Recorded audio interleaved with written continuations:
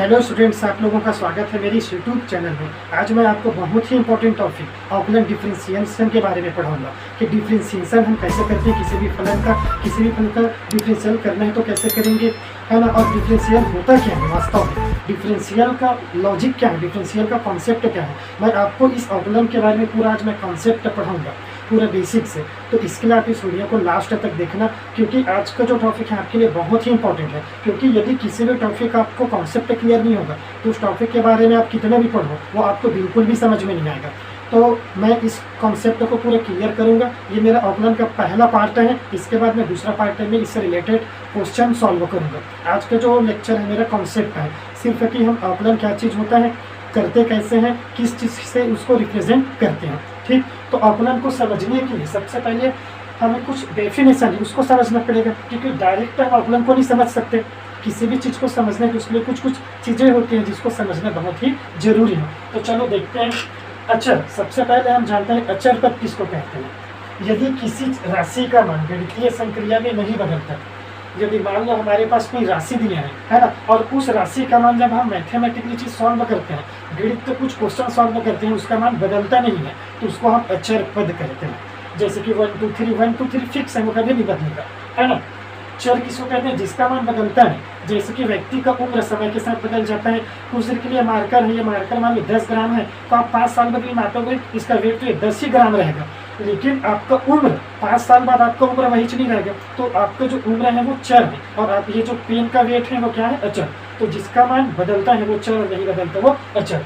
चर दो प्रकार का होता है, एक होता है हमारा स्वतंत्र चर और दूसरा होता है हमारा परतंत्र या आश्रित चर। स्वतंत्र चर हम किसको कहते हैं, जो चर स्वेच्छ मान ग्रहण कर सकता है। मतलब स्वतंत्र मतलब जो चर फ्री होता है, जो चर अपने हिसाब से कुछ भी मान ग्रहण कर सकते हैं, उस चर को हम स्वतंत्र चर कहते हैं। मतलब वो एकदम फ्री होगा, वो जो भी चाहे जो मान चाहे वो मान क्या कर सकते हैं, ग्रहण कर सकते हैं। मैं अगले उदाहरण बताऊंगा, फिर आपको स्वतंत्र चर परतंत्र चर और सब क्लियर हो जाएगा। फिर हालांकि वही डेफिनेशन समझते हैं। स्वतंत्र चर किसको कहते हैं, जो स्वतंत्र चर पर डिपेंड करता हो, जो स्वतंत्र चर पर निर्भर करता हो, उसको हम क्या कहते हैं, परतंत्र चर। जो चर स्वच्छ मान, जो चर अपने हिसाब से कुछ भी मान ग्रहण कर सकते हैं, वो हमारा स्वतंत्र चर है। और जो चर परतंत्र चर पर डिपेंड करेगा वो हमारा क्या है, आश्रित या परतंत्र चर। जो स्वतंत्र चर पर निर्भर करेगा वो परतंत्र या आश्रित चर है। ठीक, और क्या होता है हमारा फलन, क्या होता है हमारा फलन। हम फलन किसे कहते हैं इसको समझते हैं। देखो, स्वतंत्र चर के मान में यदि हम परिवर्तन कर रहे हैं, कौन से चर के मान में, स्वतंत्र चर के मान में परिवर्तन करने से परतंत्र चर का जो निश्चित मान प्राप्त होता है उस संबंध को हम फलन कहते हैं। यानी कि स्वतंत्र चर के मान को हम बदलते जाते हैं और उसको बदलते हैं, बदलते बदलते हमारा परतंत्र चर का जो निश्चित मान प्राप्त होगा, है ना। स्वतंत्र चर के मान के लिए परतंत्र चर का जो भी निश्चित मान प्राप्त होगा उस मान को हम क्या कहते हैं, फलन। तो इतने को पहले क्लियर कर लेते हैं, फिर ऑकलन को मैं अभी समझाऊंगा। ठीक, ये चीज़ क्योंकि मैं डायरेक्ट का डेफिनेशन बोला हूँ तो आपको समझ में नहीं आए, और मैं इसको उदाहरण के माध्यम से समझाता हूँ ताकि आपको पूरा क्लियर हो जाए। जैसे कि मान लो कुछ देर के लिए हमारे पास y बराबर 2x है। y बराबर क्या है, 2x। अब मान लो x बराबर 1 2 3 डेश डेश डेश। x बराबर मैंने कुछ संख्या रख दी 1 2 3 जो प्राकृतिक संख्या है। x बराबर मान लो इसमें रखते जाते हैं 2x। x बराबर मान लो 1 रखेंगे तो 2 × 1 कितना हो जाएगा, 2। x बराबर मान लो 2 रखेंगे तो 2 × 2 कितना हो जाएगा, 4। x बराबर 2 रखूंगा तो 2 × 2 कितना हो जाएगा, 4। मान लो x बराबर मैं 3 रखूंगा तो 2 × 3 कितना हो जाएगा, 6। 3 रखूंगा तो इस प्रकार से देखो मैंने x का मान इस फलन में इसमें रखता गया, इस समीकरण में रखता गया। x का मान 1 रखा तो y बराबर 2 आया, x का मान 2 रखा तो y बराबर 4 आया, x का मान 3 रखा तो y बराबर क्या आया, 6। ठीक, तो x के प्रत्येक मान के लिए x का मान हम निर्धारित नहीं किया, x कुछ भी अपने हिसाब से मान ग्रहण किया, स्वच्छ मान, फ्री है, स्वतंत्र मान। कभी 1 किया, कभी 2 को ग्रहण किया, कभी 3 को ग्रहण किया। तो इस x को, ये x क्या है, स्वतंत्र, क्योंकि अपने हिसाब से कुछ भी मान ग्रहण कर रहा है, तो इसको हम कहते हैं स्वतंत्र चर x को। अब देखो हमने x का मान अपने हिसाब से कुछ भी रखता गया, 1 रखा, 2 रखा, 3, तो y का मान आते गए इसके हिसाब से, किसके हिसाब से, x के हिसाब से। x के मान को मैंने 1 रखा तो y बराबर 2, x के मान को 2 रखा तो y बराबर 4। इस प्रकार से मान आते गए। मतलब y जो है वो x में डिपेंड कर रहा है, y जो है वो x में क्या कर रहा है, निर्भर कर रहा है, इसलिए हम इस y को कहते हैं परतंत्र चर। क्या कहते हैं इसको, परतंत्र चर। ठीक, और स्वतंत्र चर के मान में परिवर्तन से देखो, स्वतंत्र चर के मान में परिवर्तन करने से परतंत्र चर का जो निश्चित मान प्राप्त होता है, तो उस संबंध को ही फलन कहते हैं। हमने स्वतंत्र चर के मान में परिवर्तन किया, स्वतंत्र चर मतलब x के मान में परिवर्तन किया, कभी 1 रखा, कभी 2 रखा, कभी 3, और इस मान के लिए जो परतंत्र चर है, जो y है, उसका एक निश्चित मान प्राप्त हुआ, क्या मान 2, 4, 6 है ना। तो जो निश्चित मान प्राप्त होता है, तो इस संबंध को ही हम क्या कहते हैं, फलन। क्या कहते हैं इसको, फलन। और इसको दर्शाते कैसे हैं, देखो संकेत में ऐसे भी लिखते हैं, y बराबर, इसको ऐसे भी लिख देते हैं, y बराबर क्या लिख देते हैं, f(x). ठीक, इसको पढ़ा जाता है y को, क्या कहते हैं इसको, y को x का फलन, y को x का फलन कहते हैं, है ना। y को हम क्या कहते हैं, x का फलन। ये जो हमारा y है, इस y को हम x का फलन कहेंगे। क्यों कहेंगे, क्योंकि x के मान में जैसे जैसे परिवर्तन किए, वैसे वैसे y का एक निश्चित मान प्राप्त हुआ, है ना। x के मान में जैसे जैसे परिवर्तन करते गए, वैसे वैसे y का एक निश्चित मान प्राप्त हुआ। x स्वतंत्र चर है, y क्या है, परतंत्र चर है। तो इसका एक निश्चित मान प्राप्त हुआ, तो हमारा एक संबंध बना, और इस संबंध को हम क्या कहते हैं, फलन। और y को हम क्या कहते हैं, x का फलन कहते हैं। ठीक, अब इसको मिटा देते हैं, है ना। अब हम समझते हैं कि अवकलन किसे कहते हैं, अवकलन क्या होता है। इसको समझने के लिए मान लो मैं एक उदाहरण देता हूँ, पूछ देते हैं। मान लो कोई वस्तु है हमारे पास, वो वस्तु मान लो एक पॉइंट O है, इस पॉइंट O से चलना प्रारंभ करता है। एक वस्तु है, पॉइंट O है ना, इससे चलना प्रारंभ करता है। पॉइंट O से चलते चलते मान लो वो वस्तु A पर पहुंच गया।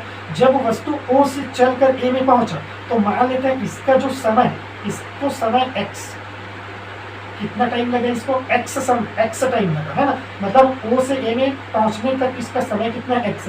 और जब O से A में गए, तो मान लेते हैं इसका जो विस्थापन, इसका जो विस्थापन कितना है, y मान लेते हैं। इसका विस्थापन कितना है, y। मतलब कोई वस्तु है जो O से चलना प्रारंभ किया, जब O से A में गए तो उसको x टाइम लगा, और ये O से A तक का विस्थापन कितना है उसका, y, है ना। O से इसका विस्थापन कितना है, y है, मान लेते हैं, क्या है हमारा, y। तो अब देखो, जब वस्तु A में था तो उसका टाइम कितना था, x, और उसका विस्थापन क्या था, y। अब मान लो ये वस्तु यहाँ आ गया कुछ देर के लिए B में, ये वस्तु यहाँ आ गया, पहले यहाँ था वस्तु, अब यहाँ आ गया। जब वस्तु यहाँ आएगा तो उसका टाइम भी चेंज होगा, टाइम x से कुछ, x से बढ़कर या x से घट कुछ भी, मतलब x नहीं रहेगा, उसका टाइम भी चेंज होगा। और जैसे ही समय चेंज होगा तो उसका विस्थापन भी चेंज होगा। मतलब ये विस्थापन किस में निर्भर कर रहा है, टाइम में। डिस्प्लेसमेंट किस में निर्भर कर रहा है, टाइम में। जैसे जैसे आपका समय चेंज होगा, वैसे वैसे आपका विस्थापन भी चेंज होगा, है ना। तो इसी को हम क्या कहते हैं, अवकलन। मतलब एक के मान में परिवर्तन करने से यदि दूसरे के मान में भी परिवर्तन हो रहा है, एक के मान में परिवर्तन करने से दूसरे के मान में भी क्या हो रहा है, परिवर्तन, तो इसको हम कहते हैं अवकलन। क्या कहते हैं इसको, अवकलन। आपको क्लियर नहीं होगा, मान लो एक उदाहरण देता हूँ। कुछ देर के लिए मान हमारे पास एक वृत्त है, और इस वृत्त की त्रिज्या को मैं मान लेता हूँ r। इस वृत्त की त्रिज्या को मैं क्या मान लेता हूँ, r। अब इस वृत्त की त्रिज्या यदि r है, तो इसका जो क्षेत्रफल है, मतलब एरिया, कितना होगा, पाई r स्क्वायर। इस वृत्त की त्रिज्या r है, रेडियस r है, तो क्षेत्रफल कितना हुआ, पाई r स्क्वायर। अब मान लो इस वृत्त की त्रिज्या को मैं थोड़ा बढ़ा देता हूँ, थोड़ा इस वृत्त की त्रिज्या को क्या कर देता हूँ, मैं बढ़ा देता हूँ। जब इस वृत्त की त्रिज्या को मैं बढ़ाऊंगा, मतलब r से r1 करूंगा, इस वृत्त की त्रिज्या को r से कहाँ करूंगा, r1, तो इस वृत्त की त्रिज्या को बढ़ाने से इसका क्षेत्रफल भी बढ़ जाएगा। मतलब इस एरिया का मान कितना हो जाएगा हमारा, पाई r1 स्क्वायर। पाई मतलब यहाँ से यहाँ तक का त्रिज्या कितना है, r1, तो पाई r1 मतलब त्रिज्या, ये जो एरिया है वो किस में निर्भर कर रहा है, r में, क्योंकि पाई तो कांस्टेंट है, पाई अचर है, पाई का मान कभी नहीं बदलता। तो एरिया किस में, क्षेत्रफल किस में निर्भर कर रहा है, r में। जैसे जैसे r परिवर्तन होगा, वैसे वैसे एरिया भी परिवर्तन, वैसे वैसे क्षेत्रफल परिवर्तन हो रहा है। मतलब क्षेत्रफल किस में निर्भर कर रहे हैं, त्रिज्या में। तो इसको हम ऐसे लिखते हैं dA/dr। मतलब ये जो है क्षेत्रफल किस में निर्भर कर रहा है, r में। और इसी को हम कहते हैं परिवर्तन की दर, त्रिज्या में परिवर्तन की दर। क्या कहते हैं इसको, त्रिज्या में परिवर्तन की दर। और इसी को अवकलन कहते हैं, इसी को गणित में क्या कहा जाता है, अवकलन। क्या कह देते हैं, अवकलन। आपको क्लियर नहीं हुआ होगा, आप परिभाषा को समझो। ठीक, देखो स्वतंत्र चर के सापेक्ष परतंत्र चर के मान में परिवर्तन की दर को ही हम क्या कहते हैं, अवकलन कहते हैं। स्वतंत्र चर देखो, ये स्वतंत्र है कौन, आर के मान में जैसे जैसे परिवर्तन कर रहे हैं वैसे वैसे ई के मान भी में परिवर्तन हो रहे हैं, जैसे जैसे समय परिवर्तित हो रहा है वैसे वैसे विस्थापन परिवर्तित हो रहा है, मतलब एक के मान में परिवर्तन होने से दूसरे के मान में भी परिवर्तन हो रहा है। तो इस प्रकार का जो प्रोसेस चलता है ना, तो इसी को हम क्या कहते हैं, अवकलन कहते हैं। मतलब इसमें जो टाइम है वो स्वतंत्र है, तो स्वतंत्र चर में परिवर्तन हुआ, और विस्थापन इसमें निर्भर करे किसमें, एक्स में, है ना। इसमें जो एक्स है वो क्या है, हमारा टाइम है, सॉरी एक्स क्या है, हमारा टाइम। तो ये जो एक्स में निर्भर कर रहा है कौन, वाई किस में निर्भर कर रहा है, एक्स में। जैसे जैसे एक्स परिवर्तन होगा वैसे वैसे वाई परिवर्तन होगा। तो एक्स क्या है हमारा स्वतंत्र और वाई क्या है हमारा परतंत्र, क्योंकि इसमें निर्भर कर रहे हैं। तो ये इसमें परिवर्तन से इसमें परिवर्तन हो रहा है, तो ये जो परिवर्तन की जो दर होती है उसी को हम क्या कहते हैं, अवकलन। मतलब डायरेक्ट बोले तो एक चर के मान में परिवर्तन करने से दूसरे चर के मान में भी परिवर्तन हो, एक के मान में परिवर्तन करने से दूसरे के मान में भी परिवर्तन होता है, तो इसी को हम क्या कहते हैं, अवकलन कहते हैं। ठीक, इसका संकेत क्या होता है वो देखो, इसका संकेत होते हैं, देखो इसको dy अपॉन dx से भी दर्शा देते हैं कभी कभी। dy अपॉन dx मतलब इसका मतलब क्या होता है, dy अपॉन dx का मतलब होता है y का x के सापेक्ष परिवर्तन की दर। ठीक, dy अपॉन dx का मतलब क्या होता है, y का, ये जो y है उसका x के सापेक्ष परिवर्तन की दर। d का मतलब क्या होता है, सूक्ष्म परिवर्तन। किसी भी राशि में सूक्ष्म परिवर्तन कर रहे हैं, सूक्ष्म परिवर्तन करने से भी दूसरी राशि में परिवर्तन हो रहा है, तो वो हमारे d से रिप्रेजेंट करते हैं। d मतलब सूक्ष्म परिवर्तन। ठीक, तो क्या है y है ना, इसका अर्थ क्या होता है, इसका मीनिंग क्या होता है, y का x के सापेक्ष परिवर्तन की दर। y के मान में किसके सापेक्ष, x के सापेक्ष परिवर्तन की दर। मान में इसी को हम ऐसे लिख दें dz अपॉन dx, तो इसी को हम क्या कहेंगे, z का x के सापेक्ष परिवर्तन की दर से, z का x के सापेक्ष परिवर्तन की दर। इसी को आप ऐसे लिख दो dx अपॉन dy, तो ये क्या हो जाएगा, x का y के सापेक्ष परिवर्तन की दर। ठीक, और इन्हीं को हम कहते हैं अवकलन। इन्हीं परिवर्तन की दर को क्या कहा जाता है, अवकलन। मतलब इस एक के मान में परिवर्तन कर रहे हैं तो दूसरे के मान में भी परिवर्तन हो रहा है। x के मान में हम परिवर्तन किए तो यहाँ पर x के मान में समय में जब परिवर्तन हुआ तो y में भी परिवर्तन हुआ, तो यही परिवर्तन की दर हमारा क्या कहलाता है, अवकलन, है ना। रेडियस में परिवर्तन किए, त्रिज्या में परिवर्तन किए, तो हमारा किस में परिवर्तन हुआ, क्षेत्रफल में परिवर्तन हुआ, और यही परिवर्तन की दर हमारा कहलाता है अवकलन, है ना। यानी कि ये dA अपॉन dr ये हमारा क्या है, अवकलन।